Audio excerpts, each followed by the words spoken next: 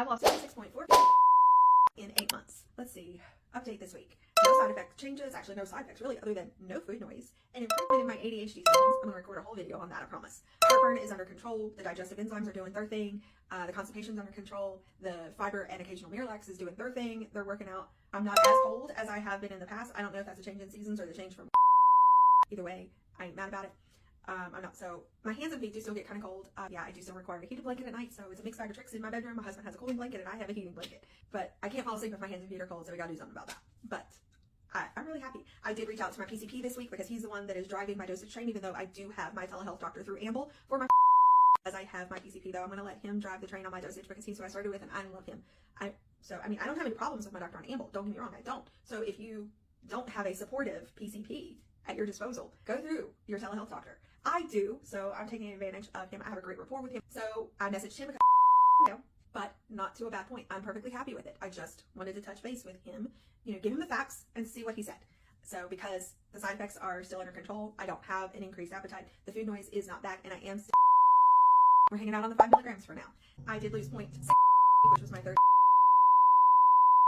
which was 5 milligrams.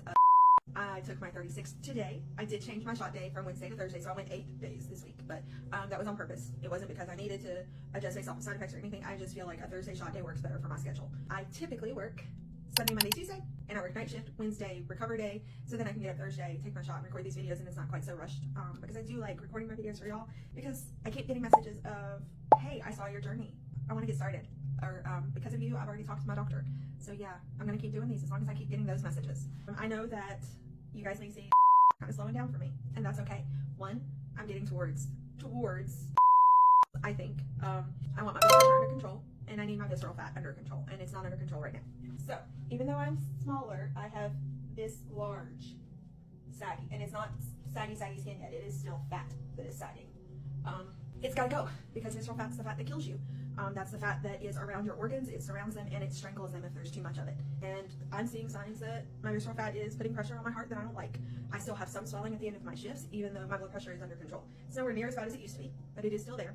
But more so than that, the length of time that it takes my heart rate to recover after exercising tells me that my heart is still under a lot of pressure, and I don't like that.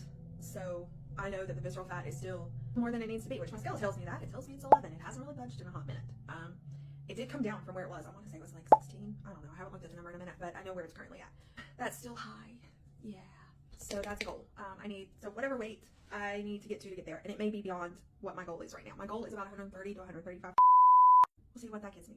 I know those massive, especially that we get in the beginning, they're encouraging. They're what you want to see. They're exciting. They're dramatic, but they're not healthy to sustain. To motivate you, to get you going, to keep you on this train, yes. That's how you end up losing more muscle than fat. When you lose massive amounts of weight incredibly fast. Muscle is what you're losing. That's not exactly what any of us want. We want that fat gone. Hang on to the muscle that we do have. My goal has been to kind of hang around the 1 to 1.5 pound range that any good dietitian or doctor is going to recommend as a healthy weight of weight loss to have. I'm hanging out there, and I'm seeing that I'm not losing the muscle. I'm losing the fat. If a dose is working, don't go up just because you've been on it a month. I know that was the thing to do when we all started on these drugs, but it ain't the right thing to do. So if you keep having massive weight loss incredibly fast, it's not healthy. Healthy rate of weight loss, no matter where you're getting it from, whether a medication is helping you do it or it's through diet and exercise alone, however you do it. Studies have shown that a healthy rate of weight loss is about 1 pound to 1.5 pounds a week, give or take.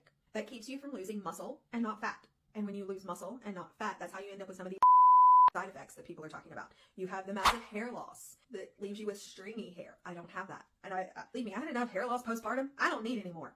I also have PCOS, which causes excessive hair where you don't want it, and male pattern baldness up here.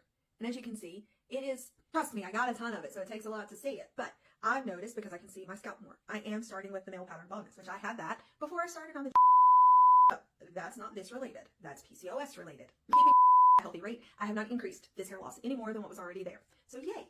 That's also how you are losing the muscle in your body, and you get the ozempic face, or the I still have my cheeks, because I keep a healthy rate. I'm trying not to lose what muscle I do have. And so that's why I'm sticking on the 5 milligrams. If you have a doctor who's telling you to go up just because you've been on it for a month, you may want to look into a new doctor. Also, if you go up when you don't need to, that's how you plateau and you still have a long way to go and you're at the max dose and there's nothing you can do about it. So don't do that either. My video this week has just been all over the place. I don't know why, but I hope you're having a good week. And I'll see you next week on Thursday for this chat. I'm still not Wednesdays though. That's going to stay the same. So look for that every Wednesday, and then come back and chat with me on Thursdays. See you later.